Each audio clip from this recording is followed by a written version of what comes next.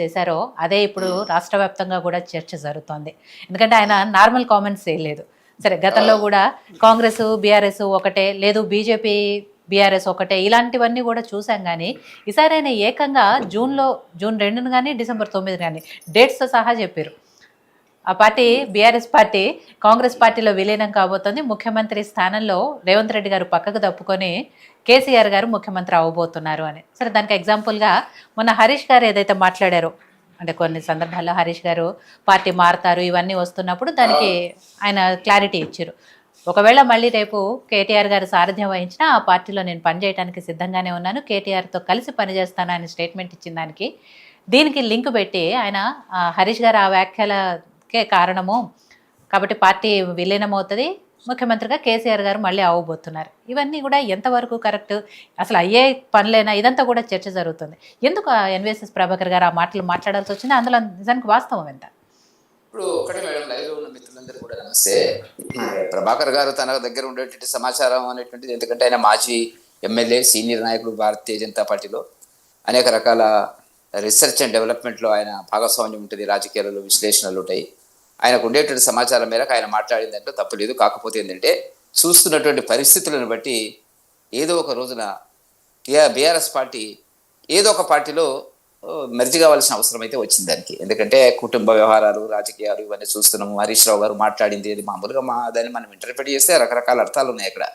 ఎందుకంటే మొన్న జరిగినటువంటి ఈ 25 సంవత్సరాల ఉత్సవాలు ఏవైతే బీఆర్ఎస్ పార్టీకి ఉన్నటువంటిదో, అధికారపూర్వకమైన ఫ్లెక్సీలో కూడా స్టేజ్ మీద కానీ బయట రిలీజ్ చేసినటువంటిది కానీ మనం జాగ్రత్తగా గమనిస్తే కేసీఆర్ గారి బొమ్మ పెద్దగా ఉంటుంది, కింద మరి కేటీఆర్ గారి బొమ్మకి ఇట్లా చేతులు కట్టుకొని ఉన్నటువంటి పరిస్థితి మనం చూడడం జరిగినటువంటిది.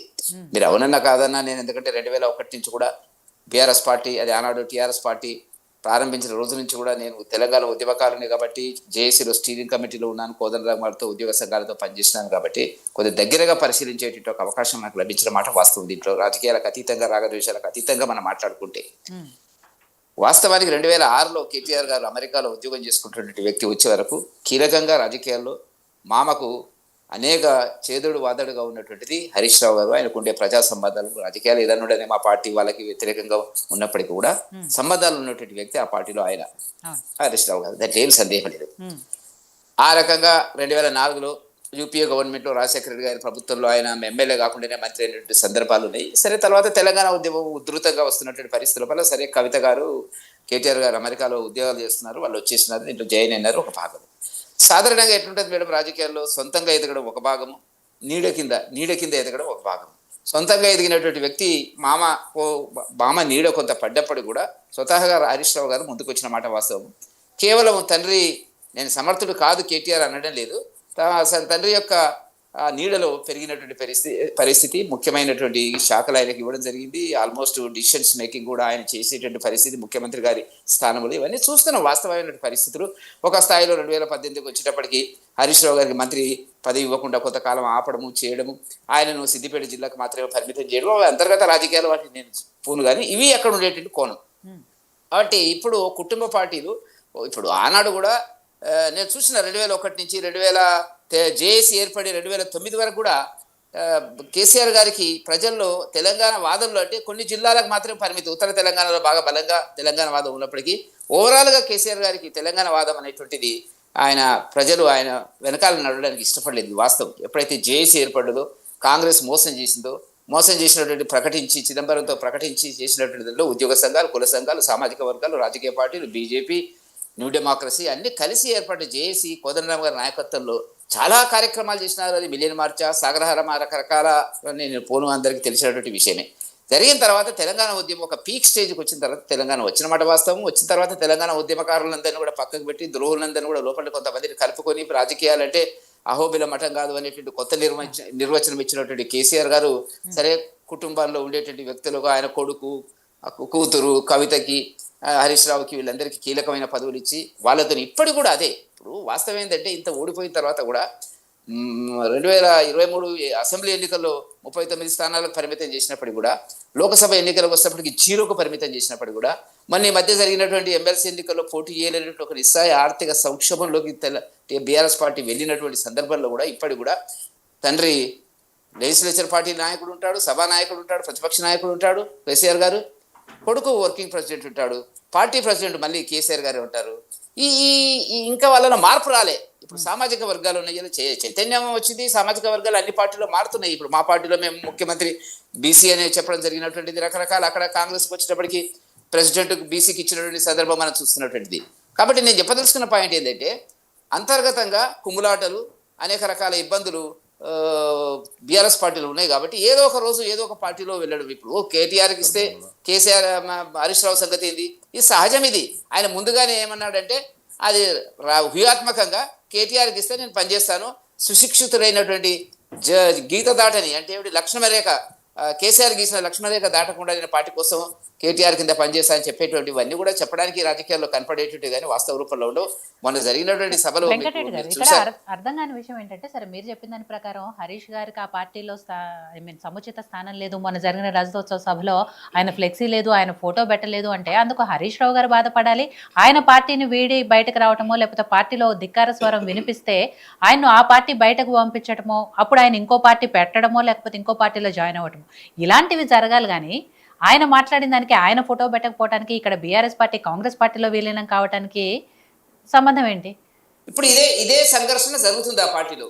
రెండు ముక్కలు అవుతుంది ఆ పార్టీ రెండు ముక్కలు అయితే ఒక ముక్క కాంగ్రెస్ లో కలుస్తుంది. కలవడాన్ని నేను ఊరికే ఆధారాలు లేకుండా అనలేదు.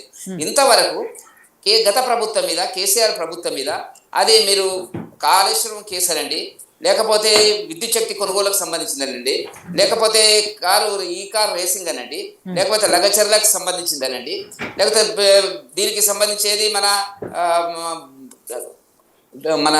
ఫోన్ ట్యాపింగ్ అనండి, ఈ ఎన్ని కేసుల మీద ఎంక్వైరీలు జరుగుతున్నాయి. కొన్ని జరిగినాయి. కాళేశ్వరం రిపోర్ట్ వచ్చింది, టేబుల్ మీద ఉంది, రేవంత్ రెడ్డి గారి టేబుల్ మీద ఉంది. ఏనాడో వచ్చింది విద్యుత్ శక్తి కొనుగోలుకు సంబంధించినటువంటిది. రెడీమేడ్ ఇన్ఫర్మేషన్ సాక్ష్యం ఉన్నటువంటిది ఈ కార్ రేసింగ్ సంబంధించి. ఒక్క దాని మీద రేవంత్ రెడ్డి గారు బీఆర్ఎస్ నాయకుల మీద కేసు ఛార్జ్ షీట్ ఫైల్ చేసిందా చెప్పండి. అండర్స్టాండింగ్ లో ఉన్నారు. ఎందుకంటే బీజేపీ బలంగా ఎదుగుతున్నటువంటి పరిస్థితుల వల్ల వాళ్ళు ఊహించలే బీజేపీ ముందుకు వస్తుందా, అసలు సీట్లు వస్తాయా, ఇన్ని సీట్లు ఎందుకు వస్తాయని. కానీ బ్రహ్మాండంగా అసెంబ్లీ ఎన్నికల తర్వాత, కాంగ్రెస్ గెలిచిన తర్వాత, బీఆర్ఎస్ పార్టీ ఓడిపోయిన తర్వాత 8 సీట్లు మేము గెలుచుకోవడమే కాదు, 16% అసెంబ్లీలో ఉన్నటువంటి ఓట్ల శాతం మా 37% అంటే బ్రహ్మాండంగా. అంటే మా పాలిత ప్రాంతాలు, మా రాష్ట్ర పాలిత ప్రాంతాలలో కూడా 21% ఓట్ల శాతం పెరగలేదు ఎక్కడ కూడా. అది పెరిగింది. మొన్న ఊరికే 2 అసెంబ్లీ కౌన్సిల్ సీట్లు కూడా మేము గెలుచుకోవడం జరిగింది. వాళ్ళు పోటీ చేసే ధైర్యం కూడా లేనటువంటి పరిస్థితి. ఇది లేటెస్ట్ ట్రెండ్. ఇప్పుడు నేను మా పార్టీ అధికారంలోకి వస్తుందని చెప్పడానికి ఒక ఆధారం అయితే ఉండాలి కదా. వాళ్ళు కాంగ్రెస్ అధికారంలోకి వచ్చినాక బీఆర్ఎస్ పార్టీ ఓడిపోయిన తర్వాత రాజకీయ పరిస్థితి తెలంగాణలో వేగంగా మారుతున్నటువంటి పరిస్థితుల వల్ల ప్రత్యామ్నాయ రాజకీయ శక్తి ప్రజలు చూస్తున్నటువంటిది. వాళ్ళ పాలన వీళ్ళ పాలన చూసినారు. ఈ పాలన ఆ పాలన రెండింటిలో కూడా పెదవిస్తున్నటువంటి పరిస్థితి. ఒక 16 మాసాల లోపల రేవంత్ రెడ్డి గారి పాలన ఇంత అధ్వానంగా ప్రజల యొక్క తీవ్రమైన అసంతృప్తికి గురి అవుతుందని నేను వ్యతిరేకంగా ఉన్నప్పటికీ కూడా నాకు కూడా బాధ అనిపిస్తున్నటువంటిది. ఎందుకు జరిగింది అట్లా అనేటువంటిది అంటే, ఎక్కడో దగ్గర ప్రజలకు సంబంధించినటువంటి కమ్యూనికేషన్ పోయింది. వాళ్ళే చెప్పుకుంటున్నారు మనం ఎన్ని కార్యక్రమాలు చేసినా ప్రజలు ఎందుకు మనం నమ్మడం లేదనేటువంటిది. గత ప్రభుత్వము ఈ ప్రభుత్వం రెండు కూడా ఇచ్చిన వాగ్దానాలు ఊహాజనితమైన వాగ్దానాలు, అలవిగాని వాగ్దానాలు, బడ్జెట్ లేని వాగ్దానాలు ఇచ్చి మాట్లాడాలంటే మేము ఇయ్యలేమా మేడం? మా దగ్గర పెన్ను కాగితం లేదా? భారతీయ జనతా పార్టీ దగ్గర ఇట్లా ఉచితంగా వాళ్ళ ఎక్కడి నుంచి ఇంటికే తెచ్చిస్తున్నారు. కాబట్టి ఏది అవసరము, ఏది కాదు, ఏది ఇయ్యగలము, ఏది ఆర్థిక పరిమితులు ఉంటాయి అనేటువంటి ఆలోచన లేకుండా కేవలం ఓట్ల కోసం, సీట్ల కోసం ప్రజలను భ్రమంలోకి దించి చేసేటువంటిది.